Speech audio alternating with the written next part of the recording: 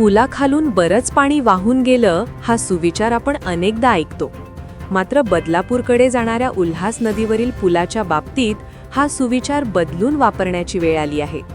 कारण इथे पाणी पुलाखालून नाही तर थेट पुलावरूनच वाहतं. त्यामुळे हा पूल केवळ एक बांधकाम न राहता सार्वजनिक बांधकाम विभागाच्या नियोजन शून्यतेचं आणि अजब कल्पकतेचं जिवंत उदाहरण ठरत आहे. हा पूल सार्वजनिक बांधकाम विभागाने बांधलेला असून त्याचं उद्घाटन मुरबाड मतदारसंघाचे आमदार यांच्या हस्ते मोठ्या थाटामाटात झालं. उद्घाटनावेळी फीत कापली गेली, भाषणं झाली, विकासाचे गोडवे गायले गेले. मात्र पुलाची उंची, उल्हास नदीची पावसाळ्यातील पाणी पातळी आणि दरवर्षीची पूरस्थिती हे मुद्दे बहुधा उद्घाटनाच्या भाषणातच वाहून गेले असावेत. या पुलाची सर्वात गंभीर आणि धक्कादायक बाब म्हणजे पुलावर मुद्दाम ठेवलेली मोठमोठी होल्स. ही भोकं रस्त्याला खड्डे पडून निर्माण झालेली नसून पूर्वनियोजनानुसारच पाडलेली आहेत हे स्पष्ट दिसून येतं. या होल्स मागचं नेमकं कारण काय असा प्रश्न उपस्थित होतो.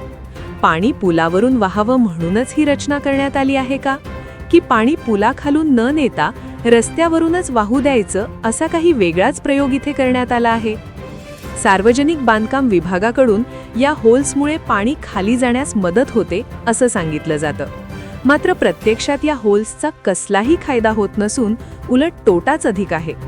पावसाळ्यात उल्हास नदी भरली की पाणी थेट पुलावरून वाहू लागतं. रस्ता पूर्णपणे पाण्याखाली जातो आणि या होल्समुळे दुचाकीस्वार, वाहनचालक आणि पादचाऱ्यांसाठी हा पूल धोक्याचं ठिकाण ठरतो. रस्ता आहे की नदी, खड्डा आहे की होल याचा अंदाज बांधत नागरिकांना जीव मुठीत धरून प्रवास करावा लागतो. काही नागरिक उपहासाने म्हणतात की हा पूल जगातलं 8वं आश्चर्य ठरावं, कारण नदीवर पूल बांधताना पाणी पुला खालून कसं वाहील याचा विचार न करता पाणी थेट पुलावरून वाहील अशी रचना करणं हे अभियांत्रिकीचं नवं उदाहरण म्हणावं लागेल. सार्वजनिक बांधकाम विभागाने हा प्रयोग नेमका कुठल्या उद्देशाने केला असा सवाल उपस्थित केला जात आहे.